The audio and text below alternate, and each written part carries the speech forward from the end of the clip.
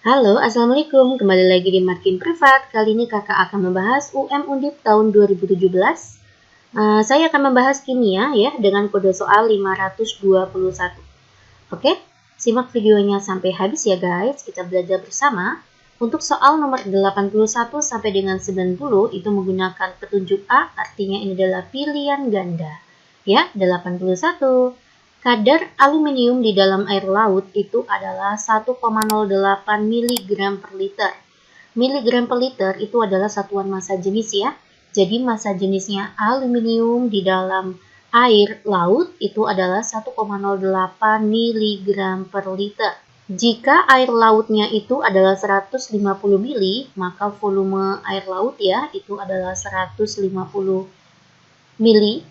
Pertanyaannya, berapakah massanya Al2O3 ya di dalam air laut? Oke, langkahnya pertama saya akan mencari massa aluminium di dalam air laut dari massa jenis ya. Massa jenis itu rumusnya adalah M per V. Ini artinya massanya aluminium di dalam air laut gitu ya. Ini Al di dalam air laut. Oke, ya. Ini satuannya liter, ini satuannya mili. Oke, maka yang volume air laut saya dibuat liter dulu ya. Maka 0,15 liter. Ya, maka 1,08 miligram per liter saya kali dengan volume air laut 0,15 liter. Ketemulah massanya aluminium begini. Oke, maka massa aluminium itu adalah 1,08 dikalikan 0,15, 0,162. 0,162 miligram. Ya, setelah kita peroleh massa aluminium, kita bisa mencari massanya Al2O3 dari mana? Dari kayak gini. Massa aluminium di dalam Al2O3 boleh menggunakan rumus kayak gini. Al di dalam Al2O3 itu kan ada 2. Maka rumusnya 2 dikalikan Ar-nya aluminium dibagi dengan Mr-nya Al2O3 saya kali dengan massanya Al2O3. Inilah rumusnya guys. Massa Al-nya ada ya 0,162 mg. 2 dikalikan Ar-nya Al adalah 27. Mr-nya Al2O3 silahkan kalian hitung ya. Jawabannya adalah 102. Nanti ketemulah massanya Al2O3. Maka massa Al2O3 itu adalah 0,162 dikali 102 dibagi dengan 54 ya. 27 kalikan 2. Ya, jawabannya itu adalah 0,306. Ya, oke ya. Harusnya jawabannya adalah 0,306 miligram. Tidak ada jawaban. Oke, saya akan buat F 0,306 miligram. Kecuali ya, misalkan pada saat itu ini adalah salah soal ya dianulir. Misal ya, jika satuan ini ternyata yang benar itu adalah gram per mili. Nah, oke. Ketemu deh. Jawabannya adalah 306, yaitu poin C. Tapi kan soalnya ternyata seperti ini ya, maka jawabannya adalah 0,36. Oke ya, paham ya guys? Ya, kita lanjut aja ke soal nomor 82. Unsur M dengan nomor atom 20 bila berikatan dengan anion karbonat itu seperti apa? CO3-2-. Maka akan membentuk garam dengan bentuk seperti apa nih rumus senyawanya? Nah, saya akan mencari dulu M nomor atom 20, maka saya akan konfigurasikan terlebih dahulu, boleh menggunakan metode kulit, boleh menggunakan metode subkulit. Saya sedang memakai metode subkulit. Maka sini 4S2, maka M adalah golongan 2. Karena dia golongan 2, maka muatannya 2 plus ya. Agar stabil ya, maka membentuk Ar18. Nah, berikatan dengan CO3-2-. Sama-sama 2, saya coret aja. Maka senyawa yang terbentuk adalah MCO3. Begitu ya, jawabannya adalah C. Nomor 83, sebanyak 10 gram kalsium karbonat, saya buat dulu ya, ada kalsium karbonat sebanyak 10 gram. Dipanaskan dalam tempat terbuka membentuk kalsium oksida, maka CaO, dan karbon dioksida, CO2. Pertanyaannya, manakah pernyataan berikut yang benar? Oke, saya mencari molnya terlebih dahulu ya.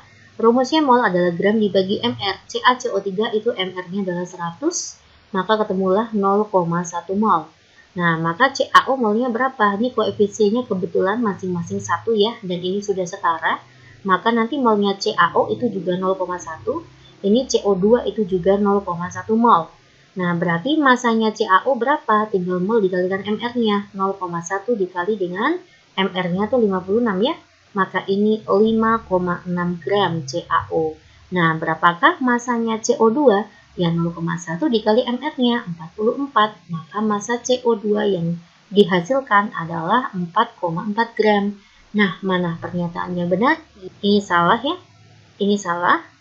Berat sampel berkurang 4,4 salah. Apakah mol CaO sama CO2 itu tidak sama? Salah, harusnya sama ya. Ya, maka jawaban yang paling tepat itu adalah C. Berat sampel tidak berubah. Kalian bisa lihat CaCO3 awalnya 10 gram menghasilkan produk 5,6 ya. Saya tambah dengan 4,4. Ini juga 10 gram. Begitu guys ya. Yuk kita lanjut aja ke soal nomor 84.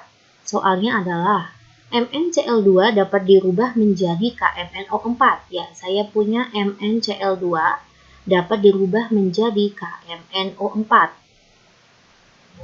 dengan menggunakan K2S2O8 menjadi K2SO4. Nah, pernyataan yang benar adalah oke, berarti ini bermain tentang redoks ya. Maka saya buat Mn ke Mn yang mengalami perubahan blok, nanti S ke S. Oke, seperti ini ya. Mn, Cl itu min 2 ya, karena min 1 dikalikan 2, maka Mn-nya plus 2. Di sini O itu adalah min 8 tambah 1, maka ini plus 7. 2 ke 7 mengalami oksidasi. Nah, kalau sini oksidasi ya pasti sini reduksi. Harusnya kalau kalian cepat kayak gitu aja. Tapi coba saya cek ya, 8 kalikan min 2 itu adalah min 16. Ini adalah plus 2, maka nanti plus 14 bagi 2 itu plus 7. Ini SO4 itu min 8, ini adalah plus 2, maka ini plus 6. Nah, 7 ke 6 kan reduksi, oke? Apakah MnCl2 sebagai oksidator? MnCl2 mengalami oksidasi, maka dia harusnya sebagai reduktor. Ya, maka A sama B salah nih. C, perubahan biloks MnCl2 menjadi KMnO4 adalah 6. Apakah perubahan biloknya 6? 2 ke 7 itu harusnya perubahan biloknya 5. Salah lagi. Perubahan bilok K2S2O8 menjadi K2SO4 adalah 2. 7 ke 6 itu harusnya biloknya turun 1. Berarti salah lagi ya. Reaksi keseluruhan tidak melibatkan H+. Iya, ini jawabannya E guys. Ya, tidak ada H+ di sini. Oke, lanjut aja. Nomor 85. Senyawa HCl memiliki MR adalah 36,5. Lalu persentasenya itu adalah 36,5%. Massa jenisnya itu adalah 0,2 gram per mili. Nah, diteteskan ke dalam NaOH 100 mg. Pertanyaannya, agar terjadi netralisasi, maka banyaknya HCl yang dibutuhkan ini berapa tetes, begitu ya guys. Nah, ada kata-kata netralisasi, kalian boleh menggunakan konsep seperti ini, mol H+ sama dengan mol OH-. Oke ya. Nah, mol H+-nya gimana nih? Berarti kan rumusnya adalah M dikalikan V. Mol OH-nya ini NaOH, ini bermain tentang gram, berarti rumusnya nanti adalah gram dibagi dengan MR ya. H+-nya berapa? H+-nya 1 karena HCl H-nya 1. Nanti ini kalikan, ini kali A ya. Ini dikali B. Oke ya. Artinya itu berarti valensi H+ dan valensi OH-nya. Ini berarti valensi OH-nya 1. Oke ya. Konsentrasinya gimana, Mbak? Oh, ternyata ini ada persentase dan ada rho, maka konsentrasi boleh kita gunakan rumus rho dikalikan 10 dikalikan persentase dibagi MR. Nah, ada kayak gini ya, rumus kayak gini ya, masih ingat ya? 0,2 dikalikan 10 dikalikan 36,5 dibagi dengan MR-nya 36,5. Oke, maka konsentrasinya adalah 2M. Saya letakkan di sini 2M, volumenya tidak tahu sama dengan berapa masanya. Masanya adalah 0,1, ini masih miligram ya, hati-hati ya. Dibagi dengan MR-nya NaOH itu adalah 40 ya. Iya. Oke, maka volumenya itu adalah 0,1 per 80. Ini volume yang dibutuhkan HCl agar netral terhadap NaOH. Hasilnya adalah 0,00125 atau 1,25 kali 10 pangkat min 3 liter. Maka saya jadikan mili. Karena saya jadikan mili, maka jawabannya 1,2 mili. Oke, sering kita tahu bahwa 1 tetes itu adalah 0,1 mili. Maka 1,25 itu berapa tetes? Nah, kita lihat di soal, ternyata 1 tetes HCl itu setara dengan 0,1 ml. Maka, untuk mencari banyaknya tetes, ya tinggal kita kayak gini ya. Banyak tetes adalah 1,25 saya bagi dengan 0,1. Nah, maka artinya 12,5 tetes. Ya, untuk poin 85 saya juga tidak ada ya, tidak nemu nih jawabannya. Harusnya 12,5 tetes. Nah, kecuali misal ya, di dalam soal ini 1 tetes HCl ini sama dengan 0,01 mili.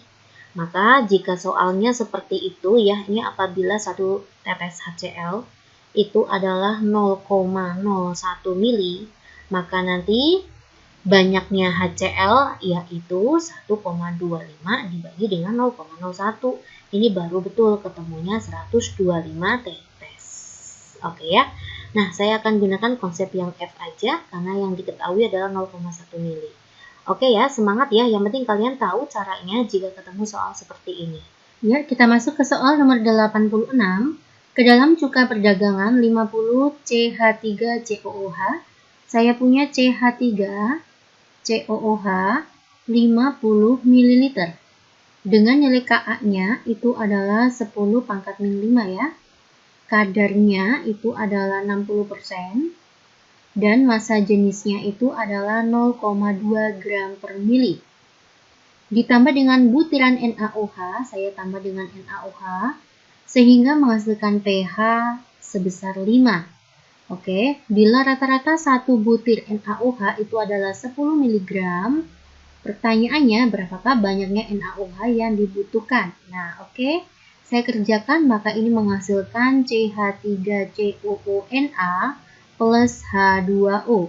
Oke, saya buat mula-mula reaksi sisa. Nah, berarti saya butuh konsentrasi asam asetat ya. Ternyata ada persentase sama massa jenis. Maka kita bisa gunakan rumus Rho kali 10 dikalikan persentase dibagi dengan MR-nya. Ya. 0,2 dikali dengan 10 dikali dengan 60, MR-nya asam asetat itu adalah 60. Ya, ketemulah konsentrasinya 2M. Saya letakkan sini 2M. Ya, ini NaOH, penambahan NaOH tidak merubah volume ya. Maka NaOH saya anggap X milimol aja ya, X milimol aja. Nah, ternyata pH akhirnya adalah 5. Jika pH akhirnya 5, maka ini adalah pH asam. Karena pH asam nanti berarti basanya habis. H plusnya itu 10 pangkat min 5. Gitu ya. Basanya habis, asam asetatnya sisa. Agar habis kan saya kurangin X ya. Maka sini min X, maka sini plus X, maka sini X, maka sini 100 min X. Oke. Ini membentuk apa? Membentuk penyangga. Rumus penyangga seperti apa? H plus sama dengan Ka dikalikan mol asam asetat dibagi dengan mol basa konjugasinya ya, CH3COO-. Ya, oke. Karena pH-nya 5, maka H plusnya 10 pangkat min 5, Ka-nya 10 pangkat min 5, mol asam asetatnya adalah 100 min X, mol basa konjugasinya X. Maka nanti 2X sama dengan 100, X-nya adalah 50. X tadi apa? Mol ya, molnya siapa? NaOH. NaOH ternyata 50 milimol. Nah, terus kita mencari gram ya. Rumusnya gram itu adalah mol dikalikan dengan MR. Maka 50 dikali dengan MR-nya 40. 2000. 2000 apa? Miligram. Kita lihat. 1 butir itu 10 mg, berarti berapa nih banyaknya butir? Banyak butir, maka 2000 saya bagi dengan 10. Iya, harusnya kita butuh NaOH 200 butir guys. Begitu ya. Ini saya nggak ketemu lagi jawabannya, saya buat F ya, harusnya 200 butir. Oke, ya paham ya jika ketemu soal seperti ini ya. Soal nomor 87, reaksi reduksi propanal ya, propanal itu aldehid ya, aldehid itu seperti ini, 1, 2, 3, nah ini aldehid dengan H2 menggunakan katalis LiAlH4 akan diperoleh. Nah, sekarang kita harus tahu reduksi itu kan kebalikannya oksidasi. Maka ini bermain tentang oksidasi alkohol. Alkohol itu dibagi menjadi 3, ada alkohol primer jika dioksidasi nanti menjadi aldehid. Nah, ini langsung ketemu nih. Aldehid dioksidasi lanjut menjadi asam karboksilat. Gitu ya, masih ingat ya. Kalau misalkan alkohol sekunder dioksidasi nanti jadi keton ya. Kalau alkohol tersier tidak bisa dioksidasi. Nah, karena ini menjadi aldehid, aldehid balik menjadi ke sana jadinya reaksi reduksi ya. Ini asam karboksilat direduksi jadi aldehid. Keton direduksi jadi alkohol sekunder. Nah, berarti aldehid kalau direduksi jadi apa? Alkohol primer. Jadinya gimana Mbak? Jadinya kayak gini. Ini reaksinya mundur ya. Saya buat seperti ini. Maka kalau direduksi maka menjadi kayak gini. C, C, C. Udah, saya tinggal ganti dengan alkohol. Inilah alkohol primer. Maka jawabannya adalah propanol. Oke ya guys, jawabannya adalah B. Pembakaran C2H2 dalam keadaan STP 4,48 liter dihasilkan kalor sebanyak 259,8 kJ. Tentukan delta Hc-nya. Ya, rumusnya delta H standar itu adalah Ki per mol. Oke ya. Nah, Ki-nya berapa? Dihasilkan otomatis negatif 259,8 kJ. Molnya berapa Mbak? Ternyata yang dibakar ini dalam keadaan STP. Maka rumusnya adalah volume dibagi dengan 22,4 ya, nanti satuannya kilojoule per mol. Maka min 259,8 saya bagi dengan 0,2 ya. Iya, satuannya kilojoule per mol. Berapa guys? Ya, jawabannya adalah 1299 ya, 99 kilojoule per mol. Oke, mana jawabannya? Jawabannya adalah D. Oke, kita masuk ke soal nomor 89. Ternyata ini soal yang sama ya dengan nomor 88. Saya jawab aja langsung ya, jawabannya adalah B. Kita lanjut aja ke soal nomor 90. Jumlah etanol yang dihasilkan ya pada proses fermentasi adalah 3,86 liter. Maka jumlah glukosa yang harus difermentasi. Ya, saya tuliskan reaksi fermentasi ya. Ada C6H12O6 difermentasi, maka nanti akan menghasilkan etanol C2H5OH ditambah dengan CO. Iya, ini yang kita setarakan dulu ya, makanya 2, sini 2. Inilah reaksinya. Etanol yang dihasilkan itu adalah 3,86 liter. Yang ditanya adalah berapakah masanya glukosa. Berapa masanya ya, massa glukosa. Massa molar itu adalah MR ya, maka MR-nya ketemu 46,1 dan MR-nya glukosa itu adalah 180,2. Ya, nah kita bisa hitung ya. Kita mencari molnya C2H5OH dulu, maka rumusnya adalah V dibagi dengan 22,4. Kenapa? Karena dalam keadaan STP. Oke ya, maka 3,86 saya bagi dengan 22,4. 0,172 mol ya. Iya. Setelah kita ketemu molnya C2H5OH, maka molnya glukosa ketemu. Jangan lupa perbandingan koefisiennya. Molnya adalah 1/2 dikali dengan 0,172. Nah, berarti mencari massa gram itu rumusnya adalah mol dikalikan MR. Setengah dikalikan 0,172 dikalikan MR-nya glukosa 180,2. Nah, tinggal kalian hitung ya guys. Jawabannya itu adalah 15,526. Ya, ini satuannya adalah gram. Karena di pilihan ganda mintanya kilogram, maka saya rubah menjadi kilo. Saya bagi dengan 1000 ya. Maka hasilnya adalah 0,015. Ini harusnya nih 155 kilogram. Ini adalah jawaban yang tepat ya guys ya. Maka saya tidak ketemu lagi di untuk poin 90. Harusnya 0,0155 kilogram. Nah, kecuali kalau misalnya tanyakan itu dalam bentuk gram semua ya dalam pilihan ganda, maka jawaban yang paling tepat adalah A. Misalkan ini gram nih, nggak kilogram. Oke ya guys, ya kita lanjut aja ke soal nomor 91. Unsur logam seperti platina dijumpai di alam bersamaan dengan unsur lain. Oke, platina adalah logam yang paling kurang reaktif ya. Dia dinobatkan sebagai logam mulia seperti emas ya. Oleh karena itu, konsekuensinya platina sering ditemukan sebagai unsur platina alami. Oke, maka pernyataan yang atas itu adalah pernyataan yang salah. Karena platina itu salah satu logam mulia. Dia sukar bereaksi. Oke. Platina mudah membentuk garam. Nah, ini ada kata mudah nih. Dia kan logam mulia. Sukar bereaksi, mudahnya salah. Maka salah dengan salah jawabannya adalah E. Oke ya guys. Nomor 92, elektrolisis Se2+ dengan menggunakan anoda dan katoda platina. Ya, saya punya ada Sn2+. Kita harus tahu dulu konsep elektrolisis itu berlaku kenap ya.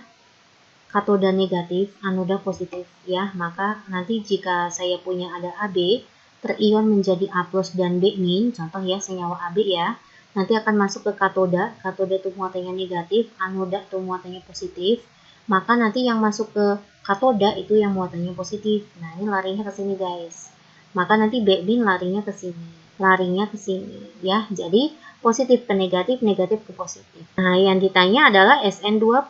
Maka Sn2+ kan masuknya ke dalam A+ ya. Karena Sn2+ bentuknya A+, maka nanti larinya reaksinya ke katoda. Maka katoda yang bereaksi adalah Sn2+ plus 2E menghasilkan Sn. Inilah reaksi di katodanya. Nah, kita lihat apakah Sn2+ akan mengendap di anoda? Salah, harusnya di katoda. Ya, berarti pernyataan yang atas salah. Pernyataan yang bawah, anoda akan larut selama proses elektrolisis. Kita lihat, anoda dan katodanya itu adalah platina.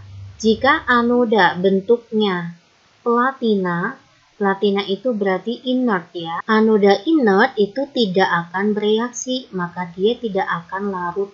Ya, inert itu adalah tidak mudah bereaksi.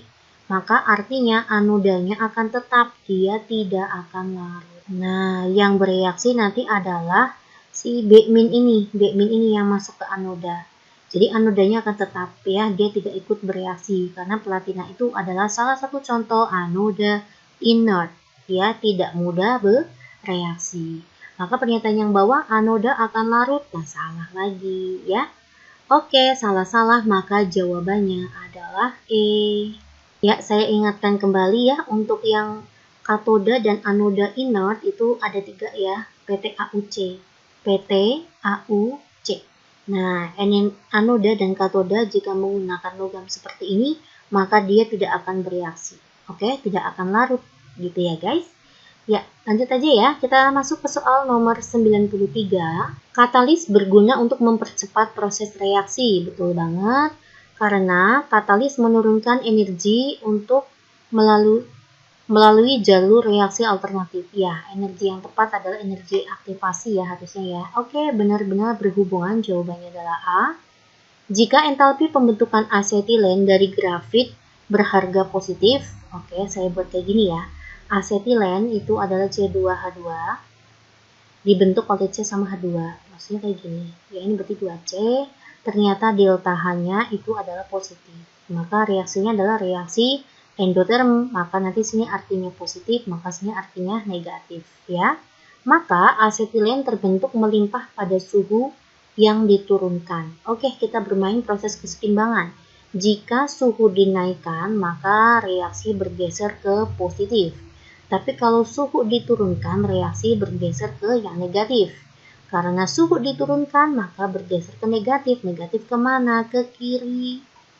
Kalau kita lihat dari proses kesetimbangan ya, karena ke kiri artinya C2H2 yang terbentuk jadi berkurang gitu, bukan terbentuk melimpah. Salah, berarti pernyataan yang atas pernyataan yang salah. Kita cek pernyataan yang bawah. Sebab entalpi pembentukan asetilen berlangsung spontan. Oke guys, sebenarnya itu reaksi pembentukan asetilen itu membutuhkan suhu yang sangat tinggi ya, ribuan Celcius. Maka karena dia membutuhkan suhu yang sangat tinggi, maka reaksinya seharusnya adalah eksoterm. Nah, diketahui reaksinya adalah endoterm, maka asetilen itu berlangsung tidak spontan. Ya, ternyata ini spontan, maka pernyataan yang bawah itu juga salah. Ya, reaksi pembentukan asetilen itu bersifat eksoterm, bukan endoterm. Oke ya guys. Ya, salah-salah maka jawabannya itu adalah E. Ya, lanjut nomor 95. Komponen aktif dalam tablet vitamin C, ya vitamin C maka bersifat asam, dapat dititrasi dengan NaOH. NaOH adalah basa, titrasi asam basa, maka bisa ya. Ya, pernyataan atas adalah pernyataan yang benar, sebab NaOH merupakan basa kuat yang selalu bereaksi stoikiometri terhadap semua basa. Ya, tidak selalu ya. Berarti pernyataan yang bawah itu adalah pernyataan yang salah. Misal saja untuk obat yang sifatnya basa, maka tidak bersifat stoikiometris terhadap NaOH. Ya, oke, benar salah, maka jawabannya adalah C. Kita masuk ke soal nomor 96. Partikulat timbal sebagai polutan udara dapat berasal dari mana? Berasal dari buangan mesin kendaraan. Ini benar sekali. Kenapa? Di dalam mesin kendaraan, apabila bensinnya mengandung TEL, apa itu TEL? Tetraethylit. Ya, ini jawabannya kayak gini. C2H5. Nah, inilah tetraethylit. Litnya itu adalah timbal. Jika dia mengalami pembakaran dalam kendaraan bermotor, maka nanti timbalnya bisa lepas. Makanya sekarang TEL sudah tidak boleh digunakan lagi ya, karena bisa mengakibatkan polutan udara. Timbal ini menyebabkan kerusakan pada jaringan otak. Oke, maka poin 4 ya. Iya. Pembakaran daun kering. Nah, ini salah. Pembakaran daun kering ya nanti hasil sampahnya menguapkan apa? Menguapkan gas CO2 atau gas CO. Ya, maka ini salah. 3 salah ya, 1 salah. Pemanfaatan fosil fuel. Nah, ini hasil bakarnya juga CO2 atau CO atau NO2 ya. Maka 1, 2, 3 salah. Yang benar hanya 4. Jawabannya adalah D. Kita lihat unsur M. Berarti elektron valensinya adalah ini ya, periodenya 3, golongannya 1A, maka M itu muatannya +1, karena dia golongan 1, maka dia sifatnya adalah logam. Bereaksi dengan A, kita lihat periodenya 3, golongannya adalah 7, karena golongan 7, maka dia sifatnya non-logam. Golongan 7, muatannya adalah -1. Oke, logam dengan non-logam, maka ikatannya ion. Maka ini benar, ini salah, ini salah. 1 salah kan 3 salah ya. Maka 2 benar, otomatis 4 benar. Ini M plus sama A min. 2 dan 4 itu jawabannya adalah C. Ya, kita masuk ke soal nomor 99. Energi ikat OO, ya, diketahui ada energi ikat O tunggal O 146 kJ per mol. Dan dekomposisi ada H2O2 terdekomposisi menjadi H2O dan O2 menghasilkan energi, maka entalpinya menghasilkan, maka negatif ya, 103. Jika energi ikat HO, diketahui ada energi ikat HO adalah 463, pernyataan berikut yang benar. Oke, poin ke-1, apakah reaksi dekomposisi ini ya, bersifat eksoterm, udah ini sangat membantu ya, 1 benar kan, maka 1 benar 3 benar gitu. Apakah entalpi dekomposisi H2O adalah plus 103? Salah ya, harusnya negatif, maka ini salah. 1 benar 3 benar, kok 2 salah ya otomatis 4 salah. Iya, kalau kalian sedang ujian udah langsung aja jawabannya B. Tapi coba saya akan bahas ya poin ketiga ya. Kenapa ini poin 3 benar? Kita lihat. Apakah sudah setara untuk dekomposisi H2O2 ini? Belum ya, saya setarakan dulu, ini 2, ini 2. Nah, sudah setara ya, H-nya 4, O-nya 4. Karena diketahui energi ikat, maka nanti entalpi itu rumusnya adalah jumlah energi ikat kiri dikurangi dengan energi ikatnya kanan. Oh ya, sorry, karena ini sudah dikalikan 2, maka entalpinya juga saya berubah nih jadi 2. kalikan 2, min 206. Inilah entalpinya. Oke ya guys. Nah, yuk energi ikat kiri. Kiri itu siapa? Kayak gini guys. 2. Nah, ikatannya kayak gini. H2O2. Nah, dikurangi 2H2O itu kayak gini. Nah, inilah 2H2O ditambah dengan O rangkap O. Oke, ini kan berarti kan ada OH, ada OH. OH-nya 2, 2 dikalikan 2, 4. Maka 4OH ditambah dengan ini OO ya. OO-nya kalikan 2, 2O tunggal O. Dikurangi dengan 1OH, 1OH dikali 2, maka 4OH ditambah dengan O rangkap O. Oke, ini hilang ya. Entalpinya adalah min 206. 2 dikalikan O tunggal O. O tunggal O itu adalah 146. Dikurangi dengan O rangkap O. Nah, maka menjadi min 206 dikurangi dengan 146 kalikan 2 ya. 292 ya. Iya, ini 2 dikali 146-nya. Di sini bersisa negatif O rangkap O. Oke, maka ketemulah O rangkap O nilainya adalah 498. Iya, poin 3 benar. Begitu ya guys, maka yang tepat adalah 1 dan 3. Ya, kita langsung aja ke soal nomor 100. Ya, ini adalah soal terakhir. Semangat ya guys. Dari data tersebut, pernyataan yang benar adalah, ya kita mencari orde ya. Saya anggap ini adalah orde, X ini berarti Y. Maka nanti persamaan lajunya, V sama dengan K, P pangkat X, Q pangkat Y. Mencari X, carilah Y yang sama. Maka saya ambil percobaan ini, ya. Maka ini saya ke atas aja. Artinya tuh 1 dibagi dengan 0,5, maka 2. 2 pangkat X, ya. Maka ini 1 dibagi dengan 1, yaitu 1. Nah, artinya 2 pangkat X sama dengan 1. Maka boleh saya rubah 2 pangkat X sama dengan 2 pangkat 0. Maka X-nya 0. Oke, lanjut. Kita mencari Y. Mencari Y, carilah X yang sama. Oke, mana X yang sama? Saya ambil persamaan ke-1 dan ke-2. Ya, saya ke atas aja ya. 4 dibagi dengan 2 itu adalah 2. 2 pangkat Y. Ini 4 dibagi 1 itu adalah 4. Maka artinya 2 pangkat Y sama dengan 4. 4 itu sama aja 2 kuadrat. Maka Y-nya adalah 2. Nah, maka persamaan yang terbentuk V sama dengan K. P pangkat 0, Q pangkat 2. Maka V sama dengan K, Q pangkat 2. Paham ya? Apakah orde terhadap P adalah 2? Salah. Ini salah. Apakah Q-nya 0? Salah. Ya. Apakah nilai K-nya 0,25? Untuk mencari K, saya ambil pada percobaan ke-1. Pada percobaan ke-1, nilai V-nya adalah 1 kali 10 pangkat min 2. Sama dengan K. Konsentrasi Q-nya adalah 2 kali 10 pangkat min 1 pangkat 2. Maka K sama dengan 1 kali 10 pangkat min 2 dibagi dengan 4 kali 10 pangkat min 2. Maka nilai K adalah 0,25. Betul ya guys ya? Maka jawabannya hanya 4. D. Oke, semangat selalu ya. Kalian pasti bisa. Pejuang UM Undip. Saya doakan semoga kalian diterima di fakultas yang kalian inginkan. Assalamualaikum. Simak video makin privat lainnya ya.